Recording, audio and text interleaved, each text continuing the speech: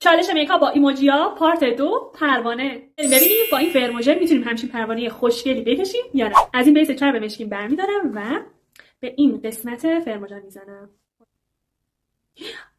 چه باحال شد. پارت قبلی که میکاپ رنگین کمون بود و خیلی دوست داشتیم و کلی کامنت گذاشتیم که میکاپ پروانه رو انجام بده. اینجوری رفت تو موهام. اینا از بالاش.